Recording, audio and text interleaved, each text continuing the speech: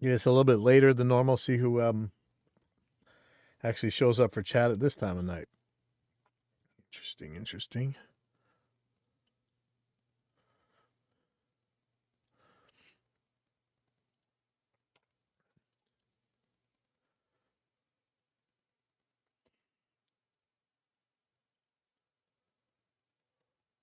Well, I hope that's 186. Is that right?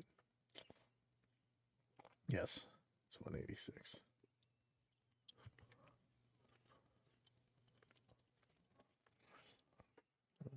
Just tell everybody that we're going.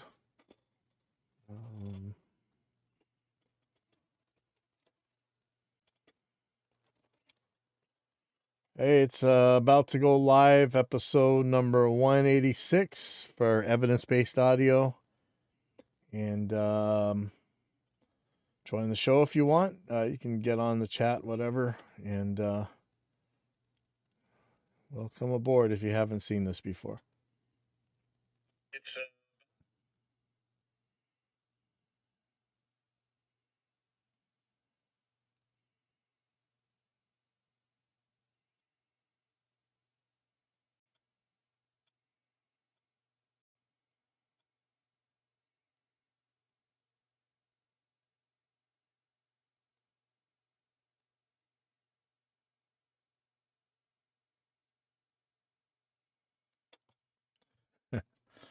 Oh man, I have a teacher that's trying to deal with making drums quieter, and I tell you guys who know how this is know what a pain it is. Anyway, let's get going. Okay, welcome to evidence-based audio number 186, and this is Superiority Complex. First, actually, let me tell you about. There's a new page up here. It's called Gear Forum. thegearforum.com. It seems to be a lot of people that are from the gear page with hopefully some less heavy-handed moderation. You know, we have a lot of trouble with the moderation over at the gear page. It seems very biased. I get banned all the time, and not that that's super surprising, but yeah, I feel like I get banned for defending myself, and people are just free to lie about me, and I don't really like that. Anyway, I am going to go to the gear page. I'm going to talk about this is a thread called "Is Doing Live Sound Worth It These Days?" And the original poster asks, "Normally I'm a guitar player in between gigs. I have enough gear and knowledge to do sound and lights for local bands, etc. Is it worth the hauling, setup, potential attitudes, breakdown, etc. for $200 to $250 a night?" I want to interject some reality about the music business. I know there's tons of entitled people out there, and nowadays, you know, it's even more entitled. But let me tell you, I've got 10 gold and platinum albums. Probably the most I ever made from one of those albums was maybe $1,200. I think a lot less than that. And I know I'm a bad businessman, and there's a lot of people who do a lot better. There's a lot of people who do horrible work and do a lot better money-wise. But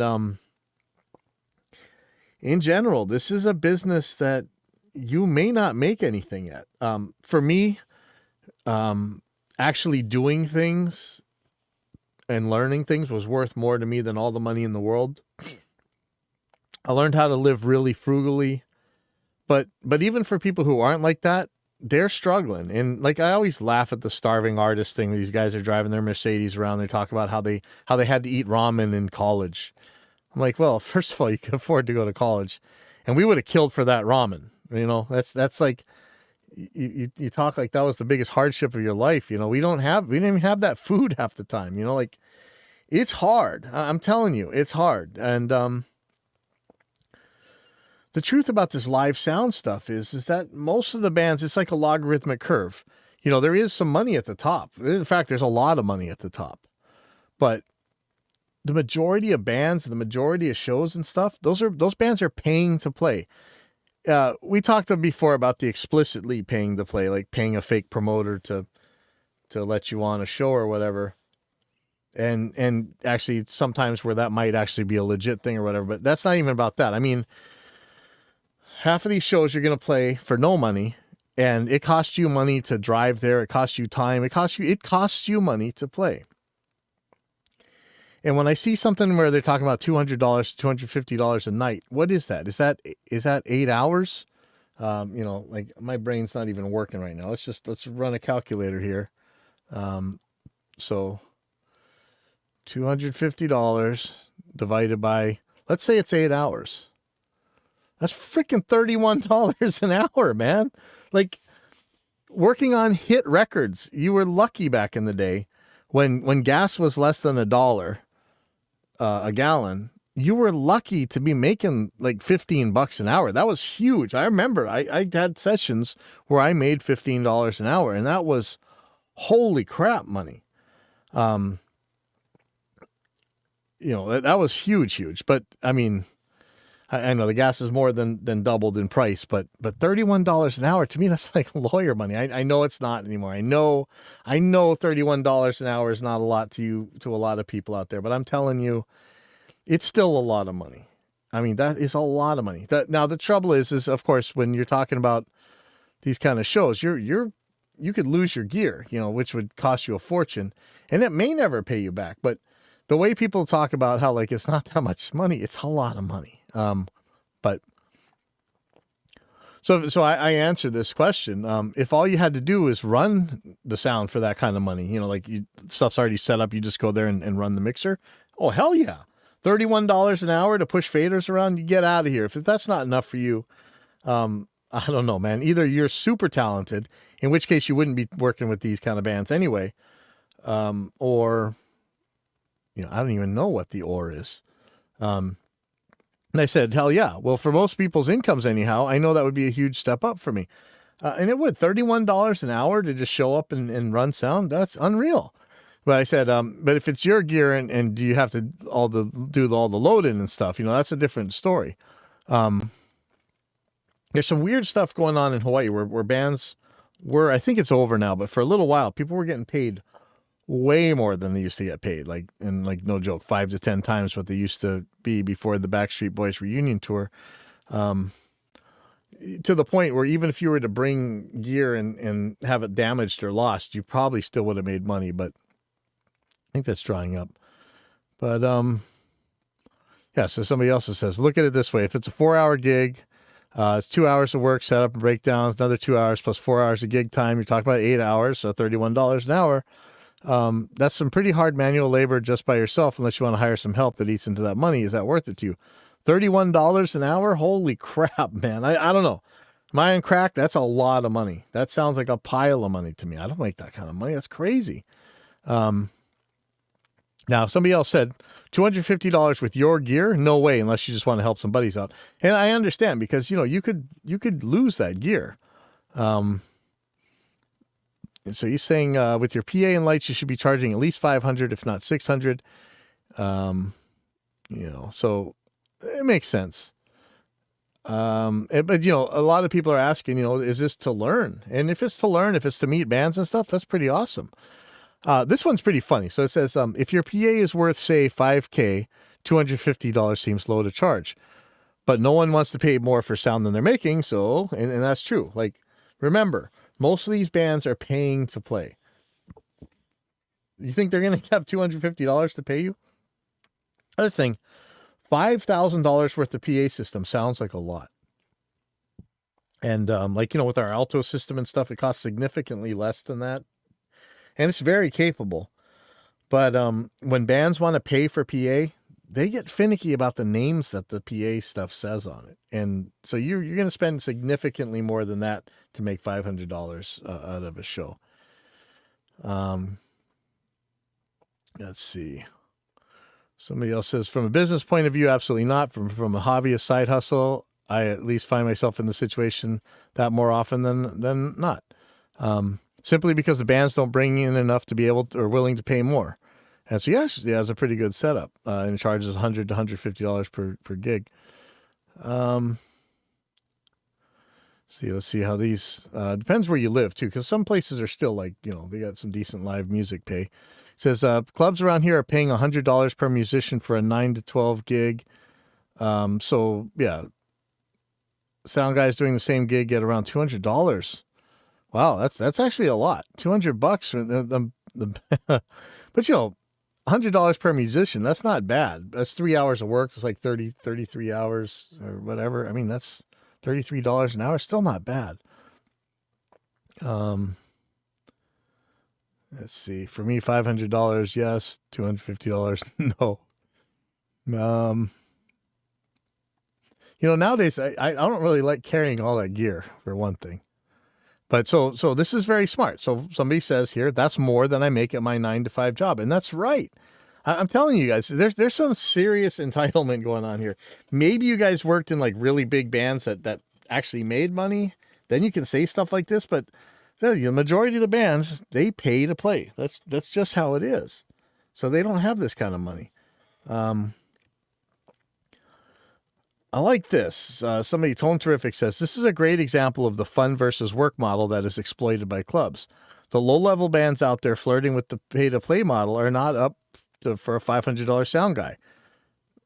And there are a few do-it-for-fun sound services. And that's the thing. Most of us play in bands and stuff because it's something fun we want to do. We're not doing this as a business. And I know it makes the businessmen mad, the bands that actually are out there to play for money and stuff.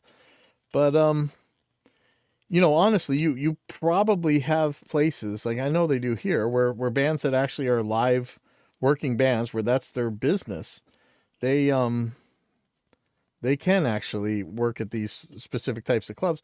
It's a different type of music that you play. So he's answering the guy who says that's more than I make at my 9 to 5. And he says, if one has to price one's services below an acceptable minimum to enter the market because this is not a fun gig for you, don't do it. If the market can bear a desirable fee level, it makes sense to work if one can supply the service. Many have worked long and hard hours for less than some of the numbers being thrown about here. And that's true. Like I said at the very beginning, I'm telling you don't make that much. And so I said, I had to answer this again. I said, it's hilarious to often see outsiders to the biz come in with the attitude. And this is a very sensible attitude because this is true in nearly every other case, that if you work, you get paid. That's not the truth in the music business. I don't know how to put this another way. And I know it upsets people and stuff, but it's just not true. You work, you don't get paid. Or you get paid, but the pay is in another form. It may not be money. And I'm not even going to say the E word, the exposure thing, right? I'm not even talking about that. I mean, some people like me are motivated to learn. And every one of these things is a chance to learn. Some people are motivated to actually just do things and be involved. And that I'm that way too. And this is a chance to do things and to be involved. And so, I consider myself fortunate. I consider myself being paid. I understand that I didn't have a lot of things. Like I went through years where I just had nothing, man. I'm lucky. I would eat whatever food I could find. I mean, I don't want to trigger some cancel culture idiots, but you had to eat what you could eat, Anyway, so he says, as alien as that may seem, that just isn't the case in music or some of the other performing arts and ventures. The base rate scoffed at around here is around 200 to 250 times or more what the whole show pays in the vast majority of cases. And I know you can't multiply by zero, but $250 is a hell of a lot more than the band's making. They're paying money. Again, they got to tell you, most of these guys are paying to play. Okay. And, so Fiesta Red brings up the point, like I'm talking about, equipment depreciation and damage is the number one concern. Again, let me interject again. I'm sorry this is taking so long. But with my health condition, there was a situation, and it came close to this many times, but there was an actual situation where I had to abandon gear. And that's a hard thing, man. It's more money worth of gear than I'd probably ever make I'll ever be able to make in my life. and that it's a risk. So he says, let's say you brought the PA for your band and decided to do sound on the side. If all that wear and tear destroys your system, you end up making nothing due to you now have to reinvest in new equipment. At $200, let's say it takes 30 gigs to make what you paid for the system. You basically work for free if the system craps out anytime in the near future after that. And that's something to think about. So the guy, wow, the price of doing sound has gone up. I used to pay guys $30 to mix on gear. I guess it's a lot more complicated these days. No, it's not. Though, even though I had a good rig for the time I lived it in. Yeah, $30. That's actually kind of a lot. And so I had to interject again. Sorry. To keep in mind, the vast majority of shows cost the band to play them. Not only are they not making enough money to pay a sound man, they aren't making any money at all.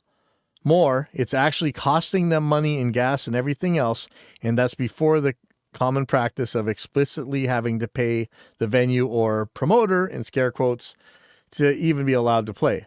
There's a logarithmic curve of pay with the zero line being negative pay and the decently paid area at the top just being the tip of the pin, encompassing very little of the actual curve. And I think we talked about that at the beginning. So again, here's another one where so my band gets $100 per man, 6 of us. So, there are still some good situations out here. And I know there's people who complain about $100, but that's a lot better than paying to play. And so this guy, Hobo Man, says, he was responding to paying guy $30 to mix. And he says, bought a carton of eggs or a gallon of gas lately. The 80s are long gone, my friend. And I had to say, I'm betting the average pay at a club was actually way higher in the 80s than it is today. And I will stand by that. So this is an interesting thing to think about, not only if you want to be a sound man, but as a band as well. It's not, it's tricky stuff, man. And it's not the money that people think. And I think if you come into this with a really entitled attitude, I don't think you're gonna have a fun time. But then again, there's a good argument to be said that, we should be demanding more. And, because there's so many jobs out there where people get paid to do nothing. There's no real, maybe at the end of the year, they check and see if you've done your work or whatever, but it's amazing how many jobs you just coast and you get paid and you get benefits and you get all this stuff. Whereas the guys busting their butts in the music business don't get jack, for the most part. So let me move on. So it's a funny thing. Nowadays, there's a lot of good YouTube videos where guys make drums, program drums sound real. But I don't even know if that should be the goal. But let me read this. This is from Teleking on the Gear page. It says, for the longest time, I've read, listened to about how mechanical and unnatural drum machines and loops were. I've literally been playing with drum machines and loops for over 20 years as a songwriter. While I kind of dismissed it early, probably because I was happy to just find anything that could keep real time. Yeah, remember the Boss Dr. Rhythms and stuff? I am really struggling to see how hard and cold it is lately. While it's in time, there isn't much groove in it at all. I really struggled to play to these loops, and I never did before. It seemed easy before, but now I just struggle. I'm starting to wonder if there is something wrong with my version of Superior Drummer. It seems the fills are just lagging and drag the groove down, and even the hard beats just don't groove. I got a lot to say about these natural, humanized fills and things like that, but I don't know. So he says, I write a lot of things that swing, so that's part of it, as it's hard to get a machine to really swing. But tonight I was working on just a straight-ahead rock and roll tune, and even that just didn't feel right. I'm not suggesting I'm some great swing or groove rhythm player, but it just seems like there isn't much feel to this stuff. There is no Phil Rudd in a drum machine. Not that I play that music, but I have huge respect for someone who can play like that. So, I mean, people are talking about quantizing this or leaving like the mistakes in. So many drum products, samples and stuff have bleed. I don't give a crap about bleed. I know it could make it sound more realistic, but I don't think that it really that's what it is. It's interesting though that this guy seems to have two different problems. One that it's too real, and one that it's not real enough.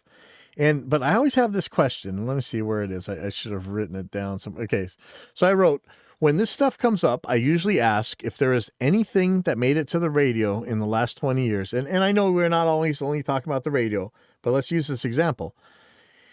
I usually ask if there's anything that made it to the radio in the last 20 years that you think could not have been done on a drum machine or software. And I make that challenge to you. Go listen to any new song. Okay, never mind, obviously supposed to be electronic stuff, like 99.999% out there. But like the rock stuff or whatever, are you telling me... Okay, so there's two different things here. One claim is that it couldn't be done on a drum machine or on a drum software or whatever. But my claim is that most of this stuff is done in drum software. I mean, I've seen it. Okay, I know a lot of this stuff uses programmed drums, even if you guys can jump up and down, swear to the whole world that it's not. I could get you that sound on a programmed drum set, no problem. But even the stuff that was played with drums in the first place, you know how much we do to that stuff. You could have programmed it on a drum machine. Sometimes the cymbals, it's probably easier to actually have real drums, but not by that much anymore, if at all. It's very interesting to think about, but I tell you, from a company that makes things to make it easier to record and deal with drums, it hurts because you would think I'd be totally on the side. Oh yeah, you can't do this with fake drums. Yeah, throw them away. You got to use real drums because that is the products that we sell. But I'm not going to say that because if you listen to any modern stuff, all those kicks are exactly on the beat. Every single time. There is no wiggle room. If you come off that grid at all, you've just tanked that song. I think people expect, like, the customers don't know what it is that the problem is if it's not on there, or it's not even a problem. It's just what the phenomenon is, but they know that it sounds wrong to them. And I'm using wrong in scare quotes, but it does sound wrong to them if it's not exactly on the beat every single time. So I really question a lot of this stuff about the realism and whatever. And I could see in a situation like that where bleed might give you a little bit more realism, but is realism even the goal? I don't know. Okay. Let me see, where am I? Okay, so I'm going to go to something. I don't know if you guys know about profiling, like, not like the kind that the Waikiki cops do to people like me, but the Kemper is a good example of a profiling system. So it's software. You feed it a known sound, and then you record the output of the device you want to profile or model or whatever, and it figures it out, and it gives you a software representation of the amp. So like, let's say you're profiling a Marshall amplifier. You play your guitar, you have a test file that's like a guitar sound, whatever, and then you run it through an actual Marshall, and then you feed this profiling device both the original file, that what you fed to that Marshall, and what the Marshall put out, and it somehow magically figures out how to get the transfer function to make that happen. That's basically profiling. So you can have like a Kemper, you can have one device and it has all the amps you ever wanted in it.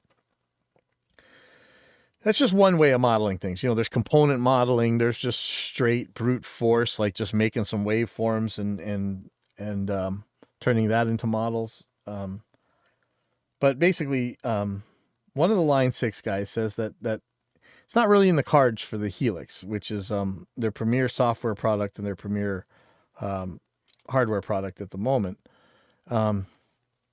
Like, say, okay, so here's my post. I actually started this thread. So I say, this is not a dichotomy. I see the arguments for why they may not want to bother with profiling, or weird ones regarding not stepping on Kemper's toes, because one of the Line 6 guys has said we don't want to step on Kemper's toes or something like that. But it seems like this is a road that every system is going to need as at least an option going into the future. Will it happen? Should it happen? And I'd pull up the usual Venn diagrams, but this usually gets down to emotion rather than logic. This is the kind of thing that all the feelings over facts people come out and you end up in a big old fight for no reason. We're seeing there's several devices out there that are doing profiling. I see that Amplitude is adding something called Tonex, which is going to be their modeling profiling system. I would expect to see it in Helix, but there's reasons it makes sense to me. Like modeling makes, if you're like, it's kind of like convolution versus DSP reverb. Yeah, you can get a snapshot from the profile. I'm not sure that that's all you can get from the profile. But in general, that's how people think. Like convolution, like a static snapshot versus component model stuff that you can change continuously. But let's see. A lot of people are like, "Oh, I don't want modeling. I don't want modeling." That's fine. So one guy says, "I just want an AI chip that can listen to a song and feed it and give me that tone in a preset, and offer normalized scenes for stage recording headphones." We're actually close to that. In fact, I want to make because this looks like something that's impossible. I'm going to save it to our own product development page. And I want people to think about this later on, maybe years from now, and look back at this picture, because it's actually a pretty good one. So I'm just feeding that in right now. But there are actually things that can do this. You guys have already seen software where, like, Bias could do this, Revolver can do this. You play the guitar sound from a song, and you feed it the test file, and it does this tone matching thing, and it comes out pretty damn close. And that's something what I want to get into right here. People are talking about this as like instant pie with captures, or captures are for people who don't know how to run their software. Bullshit. All right, just shut up with that stuff. So I have another post here. I say I have a very specific, for instance, and I'm putting my asbestos suit on. I really love the sound of the 5150 amp in Bias. Bias is another software amp modeling thing. I understand it sounds nothing like a 5150. That's not the point.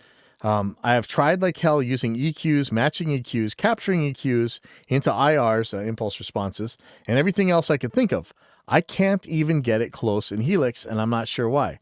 I can immediately get this sound using Revolver's, or whatever the next version is called, capture system. I can immediately get it using Audio Assault's capture. These two, as far as I know, are not a dynamic capture system, which I think people claim the Kemper actually is in the neural cortex or whatever. I'd love to get this sound on a Helix, and I figure I should have been able to by now after owning it for a year or so, but I still epic fail. And that's the thing. I really... Yeah. There's people talking about this not stepping on Kemper's toes. That's just, I don't know why Line 6 says this. It makes no sense. So I tried it with one of these new machine learning ones. I was able to get my Bias sound very quickly. So Jello Dog asks this really important question here. He says, fair enough that you got the 5150 sound you wanted with the profile. I can now see why you feel this way. But really, this particular issue is with the perceived differences or accuracy of the Helix model rather than all modeling versus profiling, I don't know. And I don't know that I care. I'm so more than happy with the Helix amps. They sound like amps. I like them. What I don't understand is why I can't get certain sounds out of it that I can get out of other systems more easily. I have some ideas about that. So let me, another post I have here. I say, I don't know. I think it's me being unable to get the settings right, because again, this is so often an error between the keyboard and the chair, or pilot error or whatever. So I say, but it could be the different way these things make distortion. I don't think people would say Bias is more accurate than Helix. I don't think it's more accurately modeled. I guess they might, but I don't think most would. It's weird that so far 3 other sets of code can nail it to the point where I couldn't ABX between them, but I can't figure out how to do it through brute force on the Helix. One thing that is really strange to me is that even when I make an EQ capture into an impulse response, I can't get the Helix to get close. I keep thinking that this has to do with the nature of the way some of these different code bases make the distortion, but I don't know for sure. So again, one of the ways that people are often able to duplicate tones is to run their capture, run a test file through the amp sound they like, and then run it through the one that they're trying to use to model, and then put a matching EQ in there that makes it sound like the other one. Because we're just talking about tone. I'm not talking about gain right now, and that's a whole nother can of worms. But there's several videos out there that show how to use like Ozone's matching EQ or Fab Filter or many others to match these sounds. And it works. And it works almost every time. For some reason, it doesn't work for me. Maybe it works for you. Doesn't work for me on the Helix. It doesn't work for me in overloud stuff like the THU or whatever, THX, whatever the overloud one is called. So let's see. This actually led to a lot of good discussion. This is really what I want to know. I want to know about the nature of distortion. Like, I still think that maybe not as much as I used to, but I really think of distortion as a multi-band dynamics thing. Like it works different at different frequencies. And I don't know that that's true. I don't know that the Kemper actually dynamically captures anything. That's a whole nother story. So this guy's saying, I feel that way about a number of models in the Helix and got frustrated with that in the end. But I don't think it's true concerning the fractal audio system stuff. There's no doubt that the Helix is an amazing device and the effects are great, though. But no, okay, so here's the thing. With fractal, with the Axe effects, I can get this sound. So why is that? So I said, I love my Helix. I don't want to upset anyone, but I really do have a much easier time getting the amp sounds I want out of Axe effects or other software. I wish I could describe what I'm hearing in the distortion between some systems and others. Hell, I got closer to Bias's sound using our own compressor plugin, not an amp sim at all, but our compressor, than I could with the Helix so far. I wasn't even trying. It was by accident. And there's a video. If you go on AIXDSP's YouTube channel, it's called Intuition as a Guitar Amp. And that's me using a matching EQ and 3 instances of our compressor, not an amp sim. Not an amp modeler, not any of that stuff. Our compressor, and using our soft limit function, using that as a distortion box, and I was able to get almost exactly my bias effect sound that I like, that I can't get in Helix. But I think there might be a clue there. So I say, damn, it kills me watching that old video. Our clipper we added as an afterthought gets me so close, as do a lot of the free amp plugins. I just can't get that hardness. I hate using these weasel words. I wish I could describe it better. I hate words that don't refer to decibel units. With Helix, no idea how. So somebody else, Techbo, he asks the questions I'm always asking. I need something clarified, but a profile is static, right? It's a shot of an amp at particular settings. Now, I realize there's a tone stack in the Kemper, but those won't behave the way a profiled amp will. Do Line 6 and Fractal do component level modeling? I think I remember reading something about it. Strymon trying about, but it's true to me that component modeling is going to get more variability, more accuracy, whatever. But profiling can match the exact sound. I mean, it can exactly hit that, and which is important to me. So I ask, I keep trying to get that clarified as well. Can the Kemper style profiles actually model nonlinearities? I don't know. Are they just assigning their own distortion curve to some tones? I spent some time a few years ago with our DSP guys really looking into the nature of different distortions, not for amps, but other types of devices. Most of my life, I thought of distortion really as multi-band dynamics processors, especially because of the way low-mid seem to distort in Amplitude and Line 6 stuff versus many of the other sims. I'm not so sure about this anymore. And that's what I'm talking about. There's some sort of, some sort of low-mid distortion that it's just so different in some of these than it is in than it is in like bias and stuff. But again, I think we're gonna get to something in a little bit that I think that might have something to do with it, but I don't know.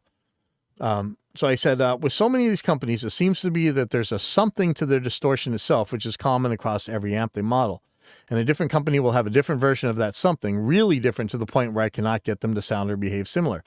Every time I start thinking about this stuff, I get into rabbit holes that terrify the rest of the company, especially those that hold the purse strings. And man, that is true. I actually did get some response from Line 6 in this very thread. I don't know how well it fits. And of course, there's always the douchebags out there that are like, well, just get a bias amp then and just run that. Well, that's not the point. The point is, why can't I get this sound in the Helix where it really should? See, what's he saying? Like, feed in white or pink noise into an EQ and try and match the curve of a song. Let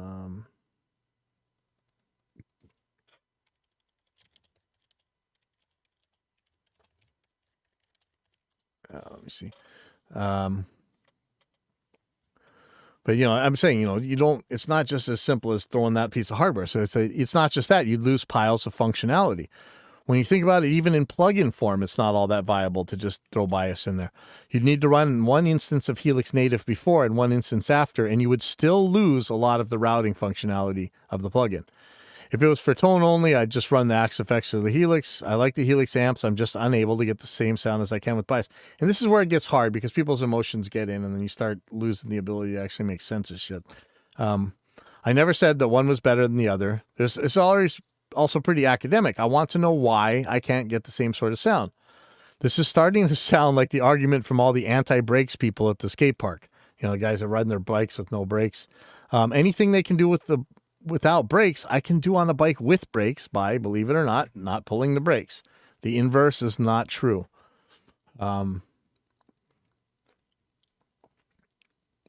And so, of course, we get a douchebag answer. So you just have native, not HX hardware, and you want that tone in a DAW environment? I mean, I guess I would always err towards what's reality available versus betting on wish to come true. None of this has anything to do with what I asked here. I don't know why these obstructionists, and this is important. If you're a Reaper user, that was the attitude that made Reaper be born. And I even said it. I said, I have both the hardware and the software. Reaper was born because of this sort of obstructionalism. And some other idiot says, or you could buy a car without a sunroof, then constantly complain about the lack of a sunroof. This has nothing to do with any of this. And I said, the appropriate analogy would be to force everyone else to walk when a car is available. I see the emotion is creeping into what was otherwise a fact-finding mission. And it's sad. Jello Dog's talking about how different distortion and preamp tubes, everybody's modeled it a different way, and that makes sense. But the thing is that there seems to be 3 or 4 different styles of distortion, and I don't really hear them as so many diverse ones. It seems to be just a very few. And most of them I can get any sound out of, and some of them I can't. So I say, I think you're probably onto it. In our case, where I can get our compressor to mimic my favorite bias, Lepu, and the Serena experiment amp plugins to a very high degree, we are using nearly the simplest possible transfer function for the soft limiter that I'm abusing to create the amplifier sound. Nearly this exact same algorithm was around way back when Lepu, TSE, and early versions of bias were made. Ours likely isn't even audibly different than the old algorithms. It's just tweaked for stability, performance, denormal protection, and aliasing. That I think might be where this is that it may just be that our very simple wave shaping function is what I'm used to, and that's what bias uses. Line 6 actually answered in kind of a goofy way, and he says, I totally get how some customers want everything. That's not what I asked. But why is it weird for Line 6 to do our own thing instead of ripping off Kemper's IP? I never, ever said to rip off anybody's IP. Ever, ever, ever, ever. How many times you hear me on this show railing against IP being stolen? Okay, so that is not what I said. But again, it just kind of went over somebody's head. And I said, hopefully people can keep their feelings in check and concentrate on the techie stuff in here. And that's why I said it's not a dichotomy. And I don't think anyone asked Line 6 to rip off Kemper's IP. I had the Impulses of Ultimate Domination, if anybody remembers that, and the Threshold Stepper convolution system out in a decade before Kemper was even a thing. Was Kemper ripping me off? No. I don't even know how they're doing their thing. So it's not like theirs is the only way. Guys act like there's only one way to profile or model or something. All that aside, I'm pretty much with others here that modeling is probably far more ideal than profiling, in the same way that an algorithmic reverb could be so much more powerfully diverse than straight convolution reverb. I think we've said that so many times already today. So the big question for me is, why am I so easily able to approximate certain modeling tones with some products and not with others, like the Helix? I'm assuming it's user error, but with Helix and Overloud, there's always a certain different character to the distortion. And I hate to say it, but it's pretty much a nonsense term, but hardness in these two products, which stands out regardless of the models. And I know I'm using just like a descriptive term like warm. I hate using that kind of stuff. But as I say, there's another possible wrench in the works I'm just remembering now. And hopefully Alex doesn't get mad at me. I was unable with Audio Assault's amp sims to duplicate another plugin's tone and feel. But Alex at Audio Assault was able to take my sample and send me a preset. Not sure if he'll say if it's profiling of any sort, that was identical to my ears. So it's a very big possibility of user error, but it also could have been profiling. And then there's the obstructionist. There's absolutely no reason to add. And, I think that's pretty much where this ended up. I think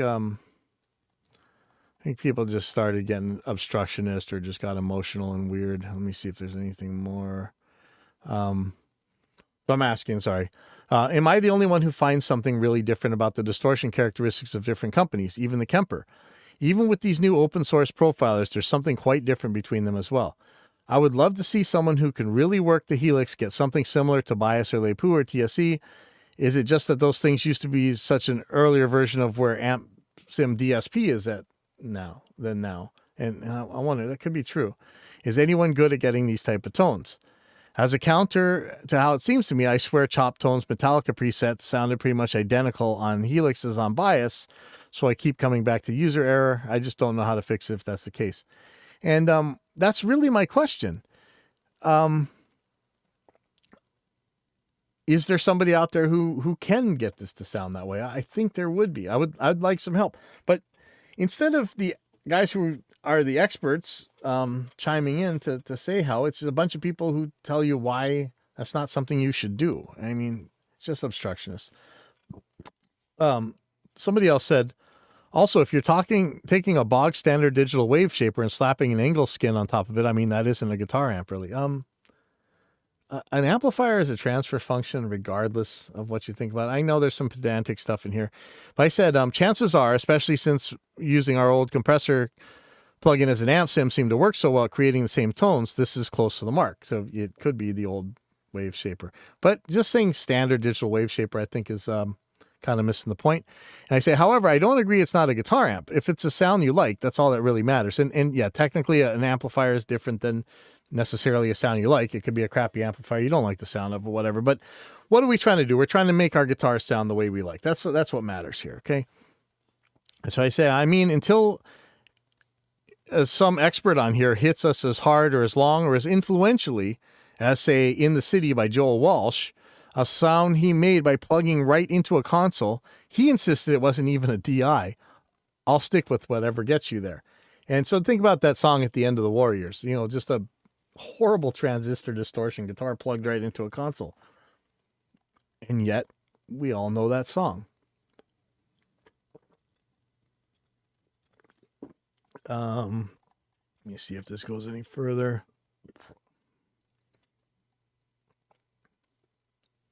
I know you guys are talking about visual stuff, which makes sense. Anyways, okay, so let's go on from here. So I still wonder: is distortion, is the nonlinearities in these things? It seems to me like it's a multi-band compressor, multi-band dynamics of some sort. It's got an attack curve, release curve, thresholds of where it's going to distort and where it's going to come out clean. but it could be all or nothing. And speakers. We for the longest time we thought speakers were such dynamic devices, but man, when you ABX a good impulse versus a speaker, it's so close. Often it's indistinguishable, and I think you could pretty much probably make it indistinguishable every time if you really were careful about how you handled that test. Okay, I think that's about it for that. So let me show you something in Guitar Pro here. So here is a let me blow this up a little bit. Here's a drum beat. Yeah, there we go. Here is a drum beat. Sorry. Basically, it's kick, snare, kick, kick, snare. So, boom, boom, boom, boom, boom, boom. Normally, you'd have like a hi-hat. You know what I'm saying. Hi-hat playing all the eighth notes. Kick on the 1, the 3, and the 3 and snare on the 2 and 4. Boom, bap, boom, boom, bap. Right.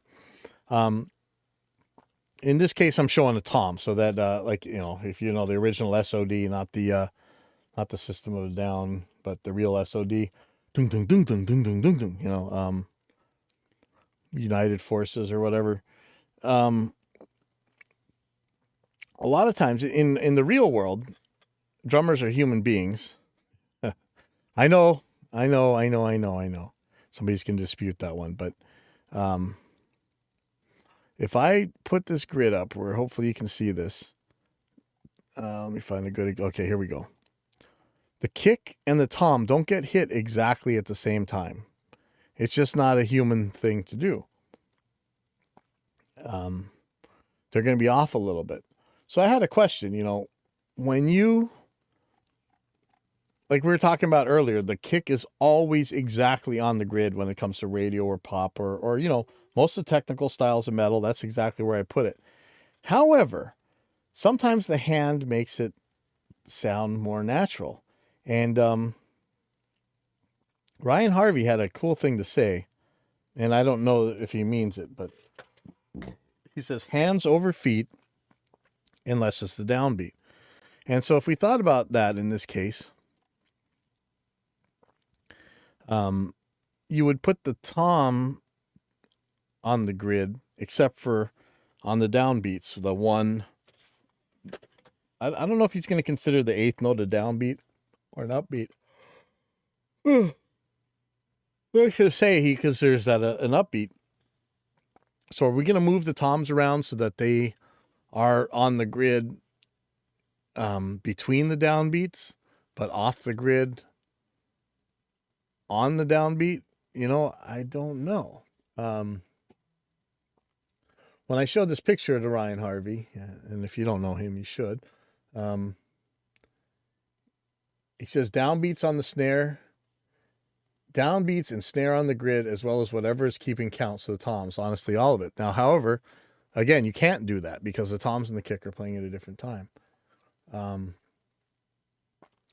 when I show an actual picture, like we're looking here, you're saying put the kick on the grid. What do you guys think?